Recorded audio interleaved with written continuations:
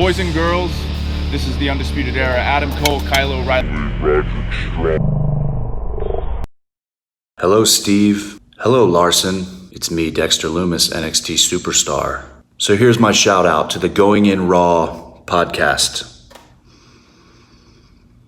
Clever name.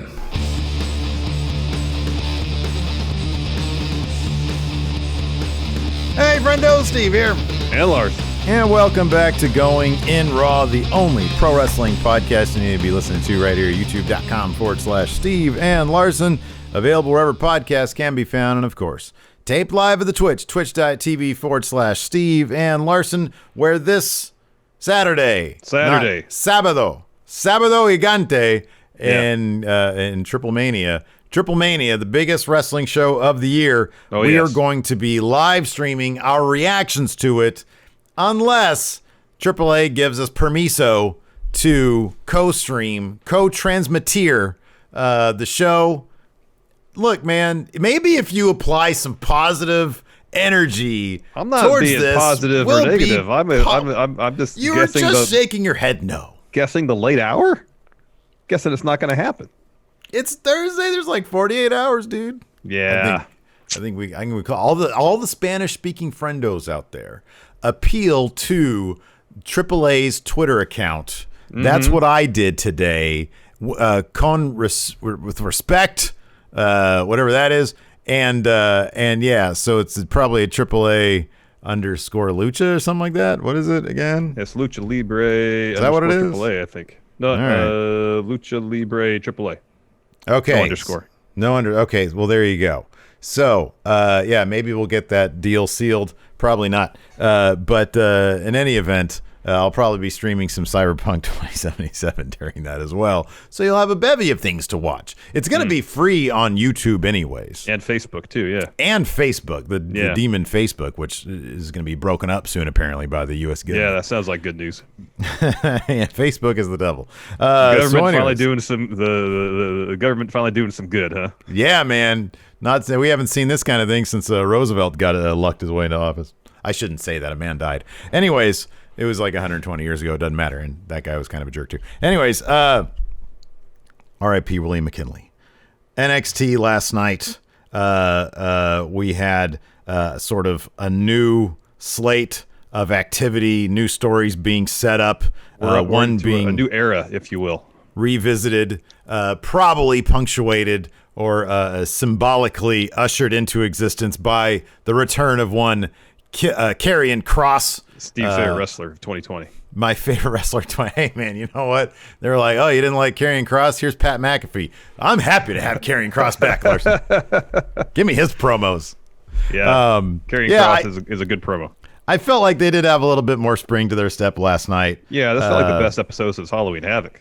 And granted, that was just but a month and a half ago, but the month and a half between last night and Halloween Havoc, some of those episodes felt like slogs because it just felt like, yeah, we'll do minor story progression. But yeah, they're setting the table for, feels like, something substantial coming up to New Year's Evil. Finn said he's going to defend the title there. There's a lot of potential contenders in play. Karrion Kross came back. Like the top of the card of the women's division is absolutely loaded. That main event last night was spectacular. Dude, they need an Ember Moon. I really hope Ember Moon just doesn't turn into like the best hand they have. She is so damn good in the ring. It's funny, man, because like I'm a big fan of Shotzi. I think Shotzi's great. Mm-hmm. Where I like Shotzi's fearlessness in the ring. I appreciate that. Mm-hmm. There have been multiple moments though when her fearlessness, I'm not going to say reckless because I think that's kind of rude, but sometimes it doesn't hit and then sort of like scary things sort of happen. I mean, we've seen there was an apron spot where she landed on her head. That was that sliced bread bit, yeah. Yeah. There's been a couple other ones. Ember is damn near flawless in the ring. Oh yeah. You can put her in there with obviously somebody they think the world of, Raquel Gonzales, and she is improving on the microphone, in the ring, in every conceivable way. They have found the best talent worldwide, and then they've built up Raquel Gonzales also, and she just adds so much to the women's division. Mm-hmm. But to see her in there with Ember Moon is just, it was really, really good stuff. And then even Toni Storm is miles better as a heel. Just, you could see it in every aspect of her game. She was made to be a heel. And then maybe somebody who just gets over so much as a heel, they have to go face. Yeah. But as a clean slate face, doesn't work. As a heel, Toni Storm is just absolutely terrific. Money. She's money. They're the women's division there in NXT. As you said, we sort of ended on the Rhea Ripley, Raquel Gonzales stare down, where it feels like they're going to have Raquel Gonzales get that one over Rhea Ripley. Yep. This is all about building Raquel to take on Io. Yeah. That's what this is all about. So yeah, a lot to like about NXT and where they're going. There's a lot to get through. So let's just go ahead and kick it off. Yeah, Finn kicked things off with a promo. Actually, kicked things off with like a video package recapping some of War Games. But then he came to the ring promo. He's like, War Games done. Team sports are over. Champ is back. Some love him, some hate him. But if anybody wants to get to know him better, come see him in the ring. Pete Dunne apparently wants to get to know him better. He comes out. Talks about them being cut from the same cloth. Both came overseas to make a name for themselves. Says about time they stand face to face. He said it's only a matter of time before he puts Finn back on the shelf. This brings out Kyle O'Reilly. He just says, I know I didn't get an invitation to show up. I just want to insert myself in this conversation. Pretty much says, Finn, you're still technically champ, but we still have some unfinished business. This brings out Damien Priest. He said he's looking forward to facing Finn. He's been looking forward to facing Finn for a while because he knows the marquee matchup. Dunne calls Damien, I believe, the geezer who couldn't beat Leon Ruff. Yeah, that was pretty funny. And then Damien says Dunne is the guy who gets paid by Pat McAfee to keep his mouth shut. Oof. And Kyle O'Reilly asked Damien if he gets paid to win matches because he hasn't been doing that for a while. Yeah. And then Dunne says something about going to visit Bobby Fish in the hospital. And then Kyle O'Reilly responds, mocking him in a British accent. Yeah. The segment kind of farts out a little bit at that point because Finn just leaves. He's like, "Oh, you guys are just." I like when Finn is like, "All right, this doesn't directly involve me. I'm just gonna get out of here." He's done that before. I like that he does that. Yeah, it's kind of great. So he leaves, and then they all sort of realize that he's leaving. And Priest is like, "Hey, where are you going? Where are you going?" And Finn says, "My name's Paul. It's between y'all. This isn't my business." William Regal is the one who decides who I fight next. I'll leave it to him. And then Killer Kross's music hits. Scarlett comes out wearing some really fancy like spikes on her shoulders. It seemed uncomfortable. It didn't look comfortable at all, and it didn't look comfortable when she rolled up in the passenger seat in Killer Kross's car, or Damien Priest's car they stole. Yeah. And so she comes out. She sort of circles Finn, smiling. And he says when your boyfriend is ready, I'm here.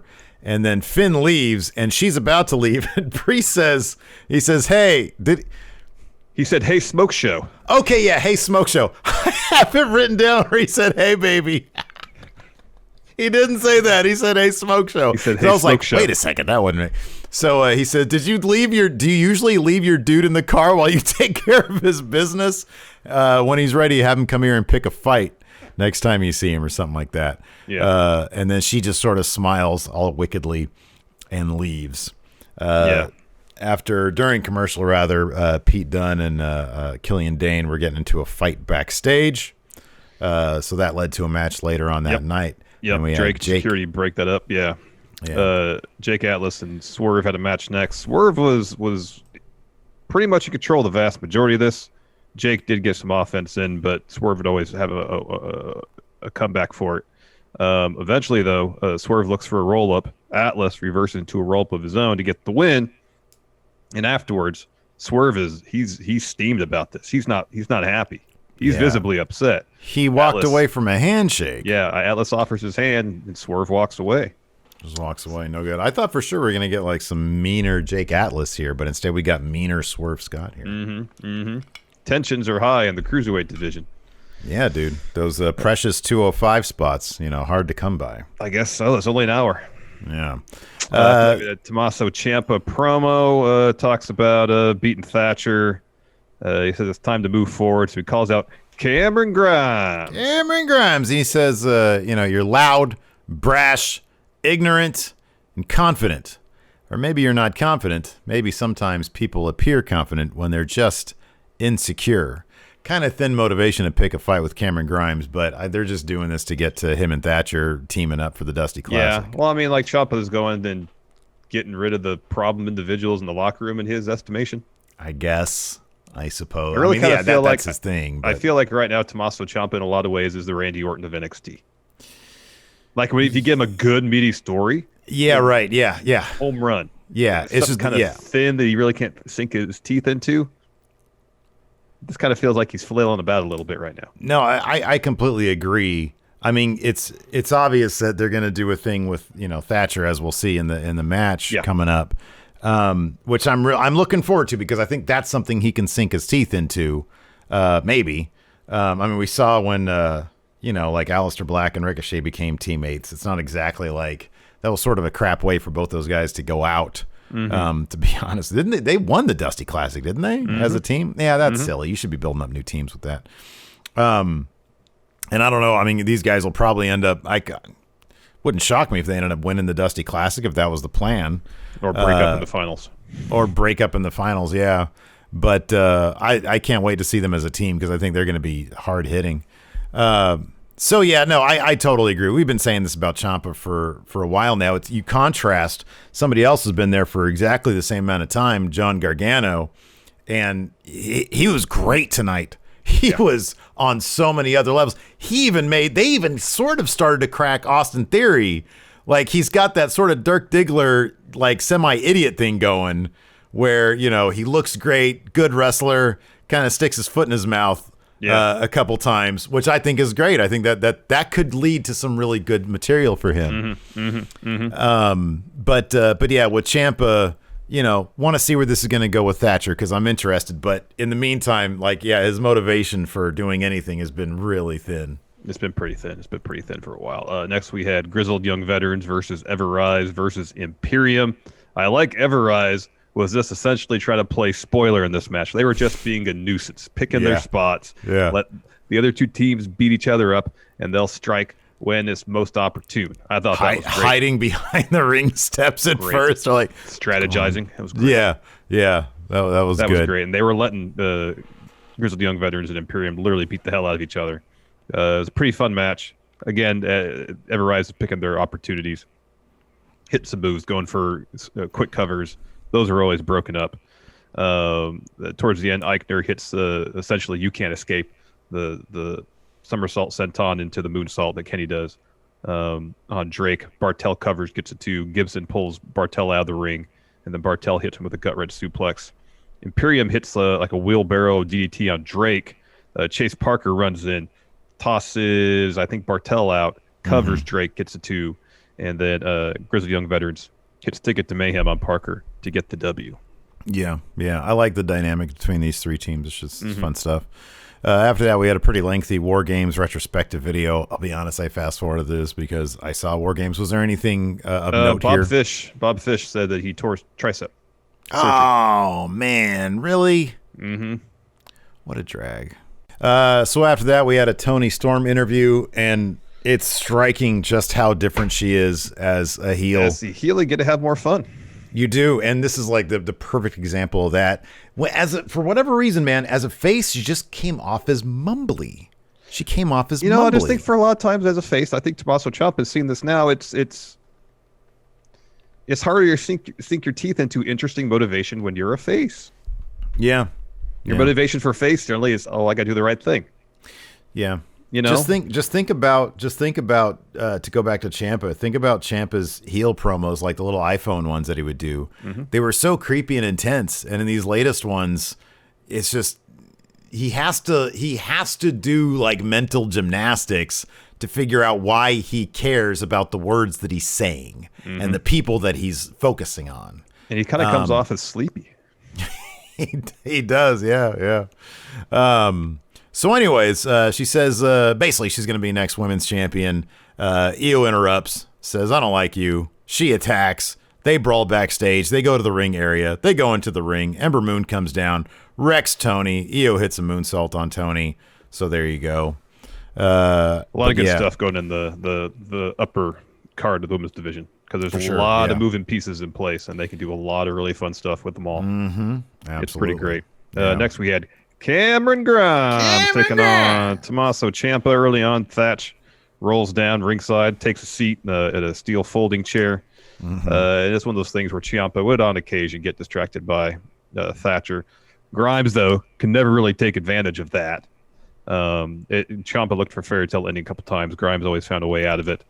And towards the end, Ciampa clocks Cameron Grimes off the top rope, and then Tyler Rust runs down. He's apparently Thatcher's new top student. For how much longer, we'll see.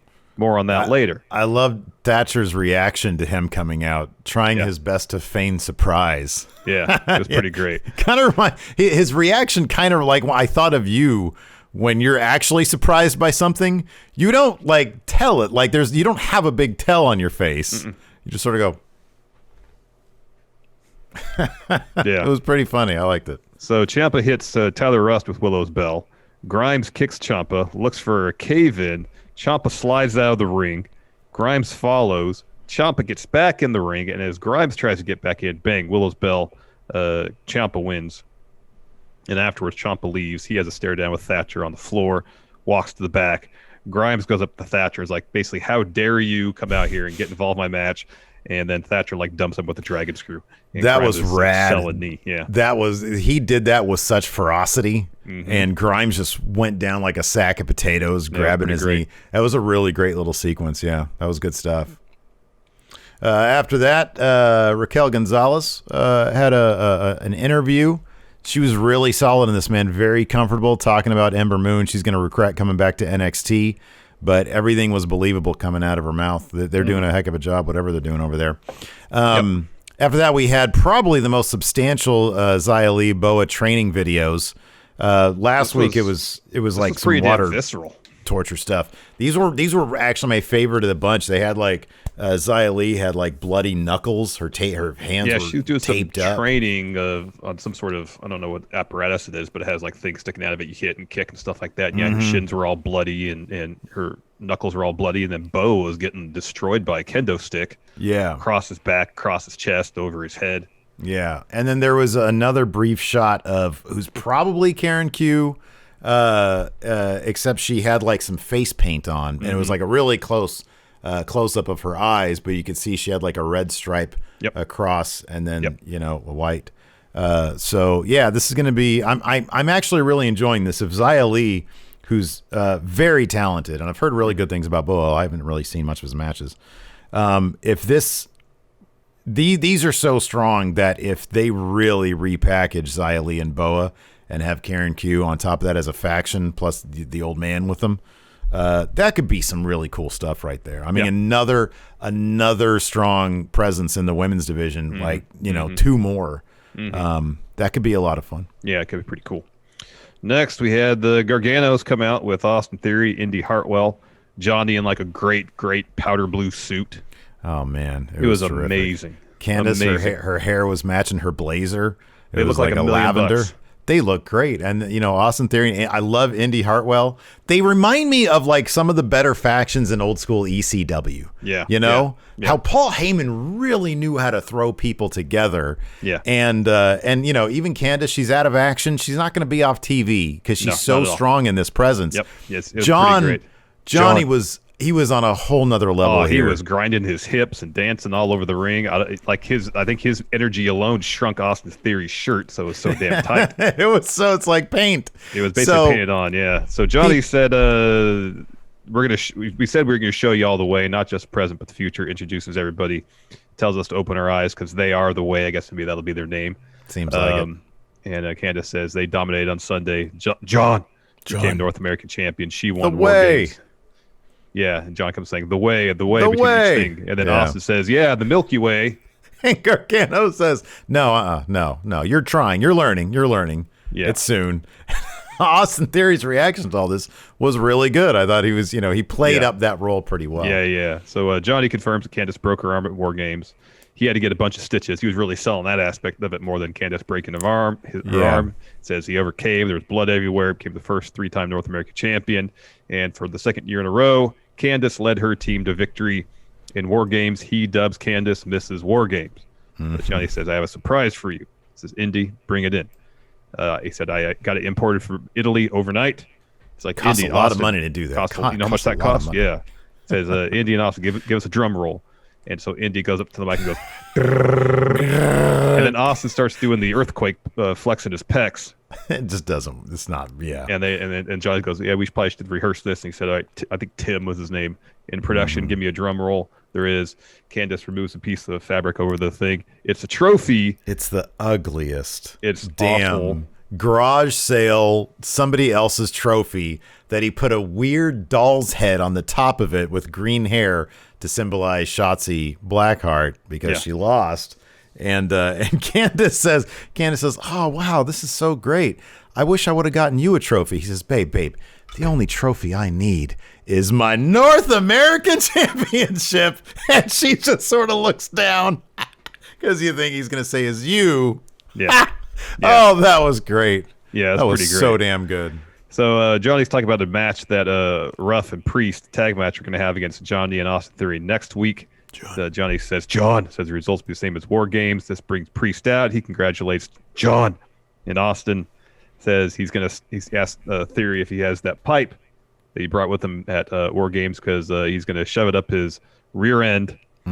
Starts to walk to the ring. Karrion Kross comes out, lays out Damien Priest, tosses him into the LEDs a few times, then power bombs him off the stage through a table, walks out of the arena, gets into a car, a Challenger, with Scarlett, and they drive off. Pretty sure they stole his car. So, in terms of Kross attacking Priest. Yeah. Later on, John says to Leon Ruff during an interview that he says, when I saw what he did to Priest, he's going to be in that hospital for a while. They might write Priest off for like a week, maybe, or he'll probably show up next week, maybe with like a head bandage or something like that. Yeah. Is Priest versus Kross going to be the first thing they do? Is Kross going to win that and then go on to take on Finn and get the title? And aren't you burying your best guy, Damien Priest, at that point? Because Damien Priest is a delight. Love that shirt. Thank you. Damien Priest Dylan. is a Dylan. Yeah, Damien Priest is a delight. He's not the promo that Kross is. He doesn't have the smoke show with him. But he's a really fun wrestler. He's really fun wrestler. Gotten better on the mic when he has. He's gotten much better than this phase where he was seemingly easily distracted. He has taken command as confident. He's taken the lead as top face on the brand, like for sure. So I mean, I don't know. Well, yeah, what you said is true. Because later on, Kushida steps up and offers to be Leon Ruff's partner next week against John in Austin Theory. So Priest, he still might show up to get involved in that match, but he's not going to be in the match. I would imagine at New Year's Evil, it's going to be him, Priest, and Kross. Kross will pick up the win there. Finn will probably defend against... I'm not entirely sure. Well, one of the Dunne guys in the ring, probably Pete. Yeah, it's got to be Peter Dunne. Probably Peter Dunne. That might be a wonk finish with the McAfee group interfering. And then what's the next takeover? Rumble weekend? Maybe. Then maybe they'll have Kross Finn then. Yeah, I'm just guessing they didn't want to just hot shot Kross right back into a title match immediately. They want to see how he's going to do first. Yeah, that makes sense. I hope. I mean, I don't know. Either Priest will get called up. That would be a bad move. He's like basically the anchor face of NXT right now. Or maybe Kross will get called up. I don't know. But you got to have Priest come back around to that top title. I think he should just move on from that North American title at this point. There's too many other guys there. I mean, that's sort of where I think Pete Dunne needs to fall at this point. I don't know. I feel like Pete Dunne needs to go for the top title too. Yeah, but he'd not win it though. I mean, where do you I don't necessarily think he's going to lose. I would not be surprised if there's a DQ finish for that New Year's Evil match. I don't know. If they're going to treat that as a mini takeover, it doesn't hurt him to lose to Finn Balor.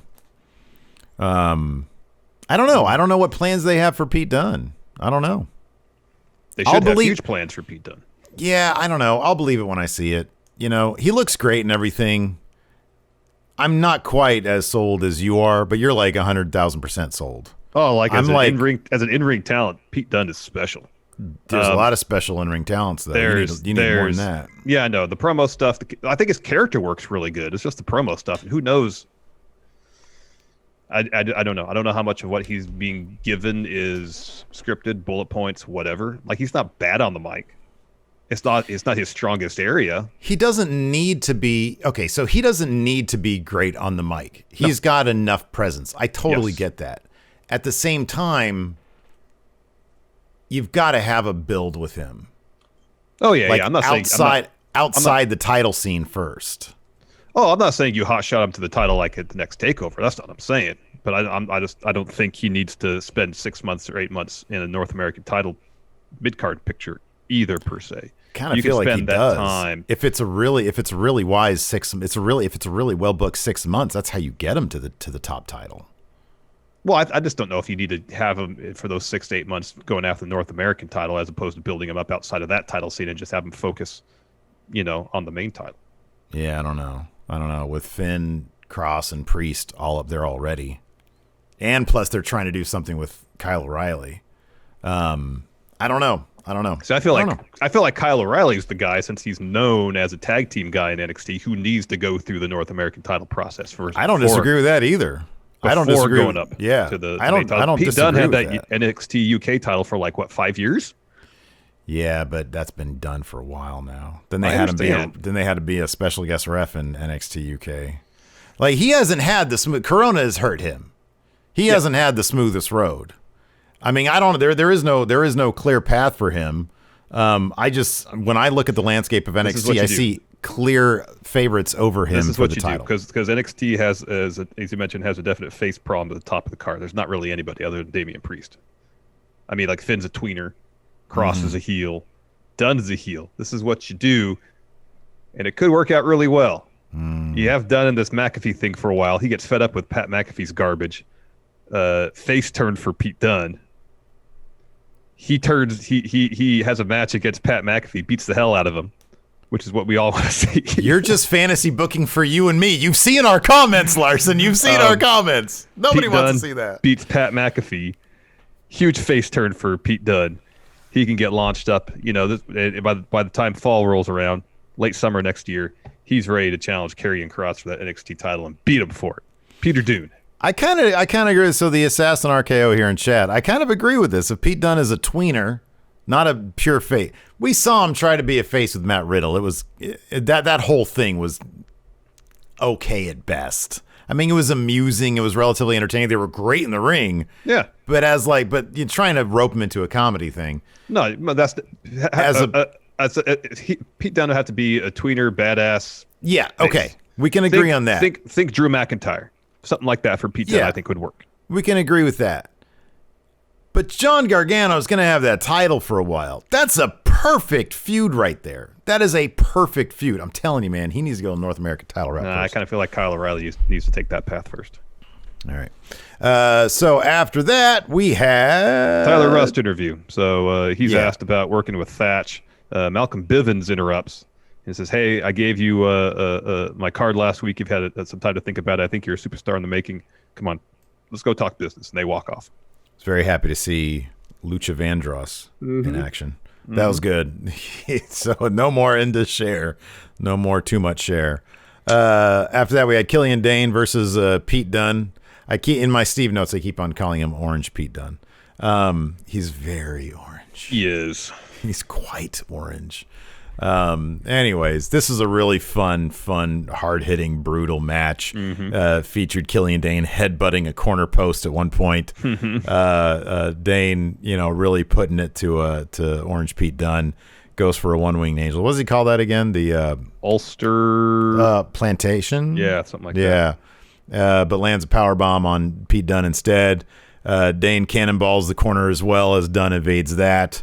They go up top. Superplex gets 2 for Dain. In the end, though, Pete Dunne ends up hitting his finish for the win. It's pretty impressive to see him hit a bitter end on Dain. Yeah.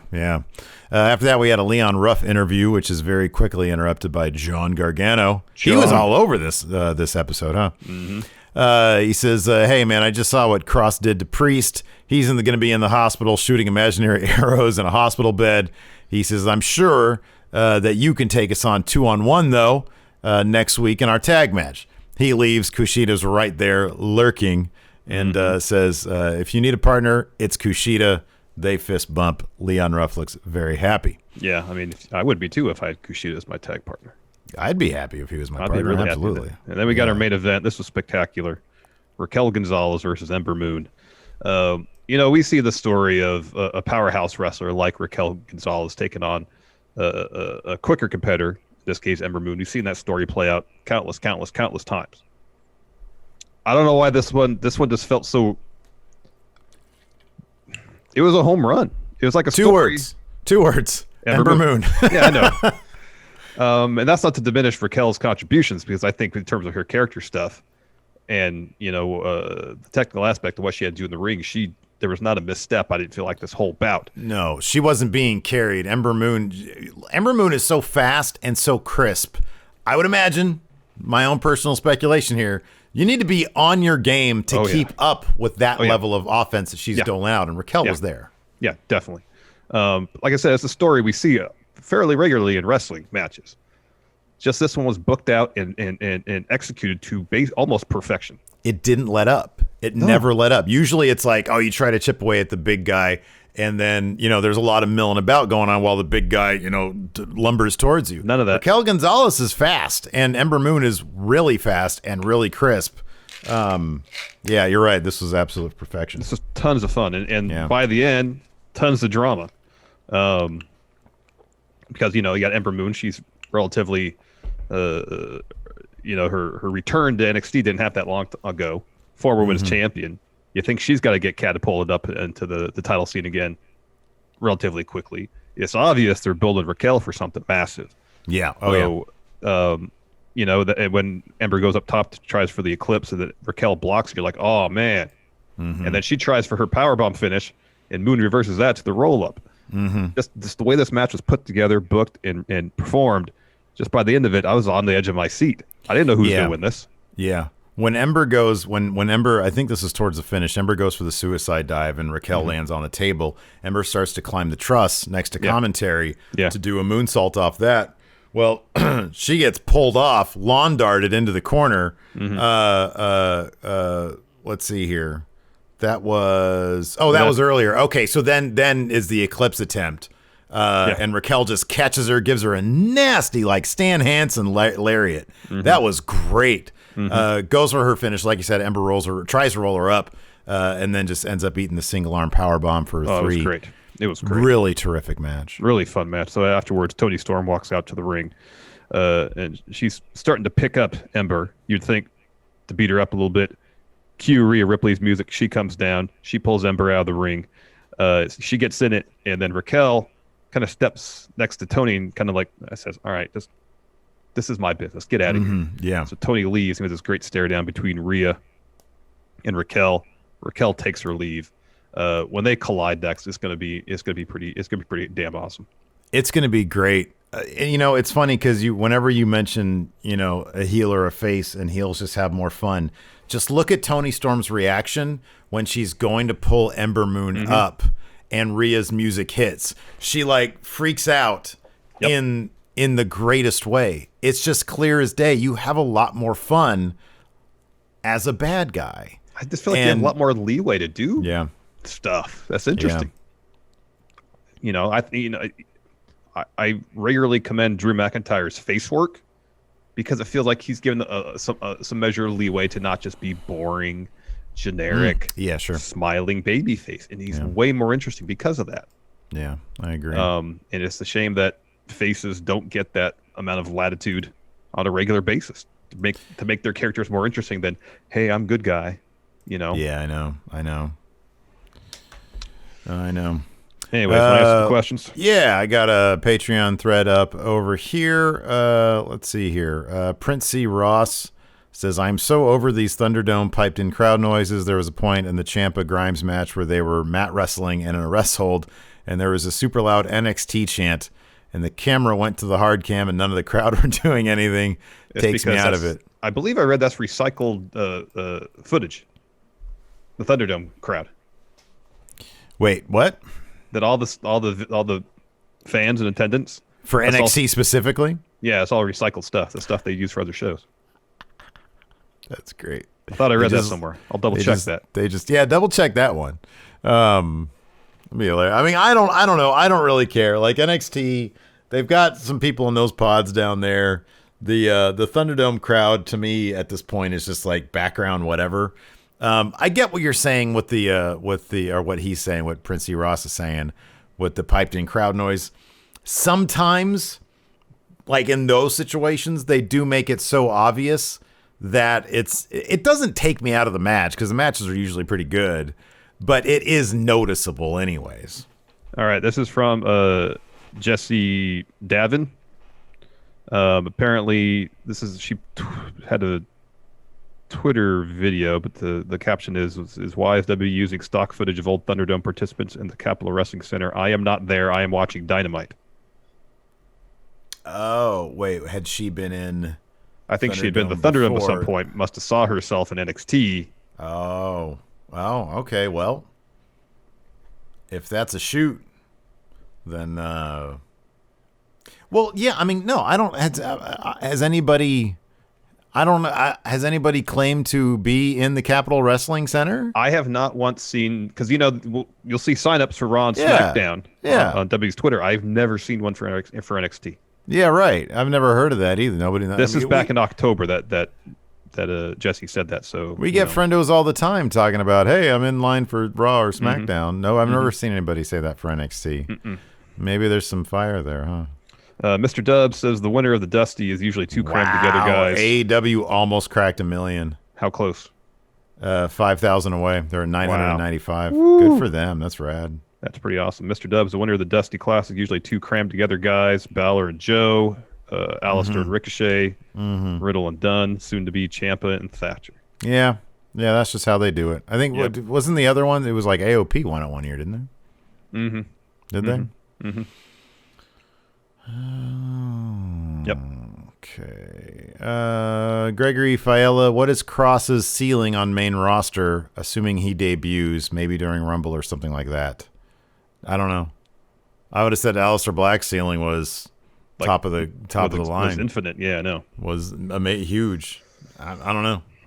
I don't know either.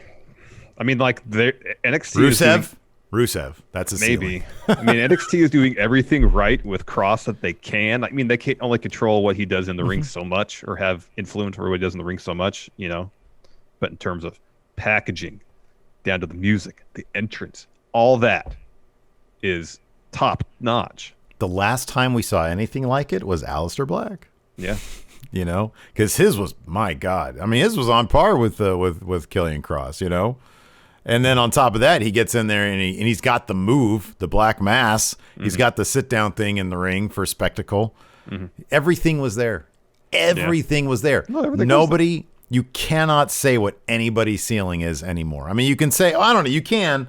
I mean, his ceiling is, probably top of the line. It's probably WWE champion. But, don't think that his floor is mid-card champion. Because look, Aleister Black's floor is basement. It's not on TV. Exactly. Aleister's floor is stuck in a room for a year. Yeah. It's amazing. I'm just trying to do something. I think the McAfee group should be done. Why pay a group of guys more money after losing? I don't disagree. I don't disagree. And I think that him hanging out with Birch and Lorcan makes him look weaker. Let's see here. Colin Branch, do you think Everrise will get a tag title run, even if it's short? I think it's totally possible. I think it's very possible. Given the state of NXT's tag division. Yeah. It's wide open. It is, yeah. It's wide open. Very possible. Gareth, when Cal Jack co-hosted Going in Raw, Larson asked who needed to look out for from the indies, and Jake Atlas was the name Cal Jack gave, and he totally called it. Smart guy, that Cal. Yep. He Smart knows talent. guy. Rich says, what would you rather have? Timothy Thatcher's teeth Or Cameron Grimes' body hair. Grimes' body hair. Yeah. Thatcher's teeth looks like, it looks like he's just spent a lot of time fighting. Yeah, no. I thought you were going to say Grimes isn't as hairy as Killian Dain. Killian Dain has hair in different places, in a wider area. Yeah, that's what I'm talking about. But Grimes he's got a very thick. Yeah, he's got a thicket of chest hair. Yeah, he's got a thicket of chest hair. Yeah. Yeah. Night by night, if Karrion Kross were to invite you to his house for a nice 3-course dinner, what foods would you anticipate being served? I don't know, like those trifecta pre-made meals. Oh yeah, Lunchables. Lunchables? If it's my house, Karrion Kross, come over, you get some grape nuts. Well, like everybody else. You get the crackers, you get the lunch meat, and you get the little dessert. That's the 3-course meal right there. 3 trifecta meals. There you go. Shane's birthday tweet says, Rascals in the Dusty Classic? Sure, why not? Yeah, why not? Wow. White Brownie says AEW was second in the demo. That's awesome. Second. Sting's a draw, man. And Shaq. Yeah. Sting and Shaq. Big draw. All those Impact people coming over, too. Yeah. It's pretty crazy. All those Impact people coming over. Wolfpack for life. Who's had a better rivalry over their entire WWE/NXT careers? Ciampa Gargano or Bayley and Sasha? Bayley and Sasha. Yeah. Their NXT and main roster feuds have been pretty outstanding. White Brownie asked thoughts on the WrestleMania 37 rumors. We're going to talk about that on News Brief. Wolfpack for life. Will we ever see Indus share again? No. Probably not. Dangum Q says A-Kid defended his Heritage Cup trophy in a fantastic match against Tyler Bate. Oh, really? That'd probably be pretty good. I gotta go back and watch some of those matches, man. Awesome. James Fletcher, you can go back in time. Change one wrestling result. Who do you choose and why? He says for him, it's Kofi Brock. Not necessarily for Kofi to win, but make it Brock's closest match ever. Screw that. Go for the whole thing. Have Kofi win. Yeah. Say, this is my SmackDown. Get out of here. I'm going to say Booker T should have beat Triple H at WrestleMania. Yeah, that's a good one. I'm going to say Bret Hart should have beat Shawn Michaels at Survivor Series 97. Usaldes asked, did you guys know that AAA has a PS3 game? If so, have you played it? If it's the same one that's also available on the Xbox, yes. I gave that to Steve for his birthday or something. We played it a bunch on Patreon. It's a solid game, too. Yeah, it's a good game, yeah. It's fun. The Rain Trigger. Do you guys prefer picture-in-picture like AEW or showing the replay of something of note happening during commercial? I kind of don't care. I fast forward regardless. I mean, when I'm watching AEW live, I just don't pay attention to picture-in-picture, so it doesn't matter. Usually during picture-in-picture, not much of consequence happens. Mm-hmm. That's not always the case. Sometimes something of consequence does happen, but usually it doesn't. So I'll have it. I kind of prefer picture-in-picture. Actually, that depends because sometimes when I'm running behind, I like having those commercials I can fast forward through. Yeah, that's what I do. So no, I'll say commercials and then I fast forward through. There you go. I'm just trying to do something. It was hilarious watching Xavier Woods scrambling to go to the settings to keep Peen from being on his YouTube while playing Cyberpunk. Sounds like a nightmare. Wait, it was hilarious watching what? Xavier Woods. Xavier Woods. Ryan Rubik's Cube says, either you guys watching the Game Awards tonight? Do y'all got any opinions on like Game of the Year or stuff? I know nothing about what's nominated for anything. I saw an ad today. Eddie Vedder's scheduled to make an appearance, and I found that quite surprising. Ladies and gentlemen, Eddie Cheddar. Yeah, I don't know. I don't know who's nominated for anything.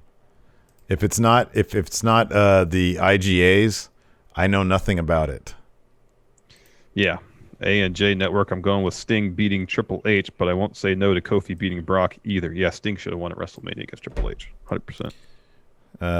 Chris Rappersod, this is the last Patreon one I have, says, it's been reported by Cultaholic WWE is upset with Snoop Dogg. He's giving me the link to Cultaholic. I'm going to look up Cultaholic. I'll give him that the ad money there. Let's see here. Mute site. So nothing. Let's see here. Yeah, I mean, we heard about this. Let's see if there's any more. Oh, Brian Alvarez said that people in WWE are very upset. Man, mean, he's got a show on TNT to promote. What do you think he's going to do? Yeah, like what? He's Snoop Dogg. He can do what he wants. It might actually be part of his contract for the show that he has to appear on TNT programming to promote that show. Hey, I'm just glad I scooped those Undertaker Snoop Dogg shirts before they were gone, and that's one of your Christmas presents, buddy. That's very exciting. Yeah, man. Quite excited about that. I want to see what we can get for them on eBay. Oh, so we're gonna sell them now. I don't know. Maybe we'll see. If it's like $2,000, wouldn't you do that? Well, obviously, yeah. Doubt it's going to be the case. Here's what you do. Here's what you do. You scan it, you sell it, and then you make your own on TeePublic. Just stick with me, man. I'm the smart one here. About to play some Cyberpunk on our Twitch channel and get it banned. Yeah, see how smart you are about making sure there's no peen showing up on the stream. Not very, probably. Anyways, we will stick around Twitch for a little bit. Oh, we got to do a news brief. We're going to do that for Twitch as well. All the rest of you, thanks so much for tuning in. We definitely appreciate it. Until next time, we'll talk to you later. Goodbye. Help support Going In Raw today by becoming a Friendo Club TV member. You'll get access to new bonus episodes every week, including Friendo Club Arcade, Live Power Rank, Vintage 10 for the Wins, and Ask Steven Larson. Get access to Friendo Club TV today by becoming a $5 and up patron at patreon.com/Steven Larson, by throwing us a sub at twitch.tv/Steven Larson, or by clicking join at youtube.com/Steven Larson.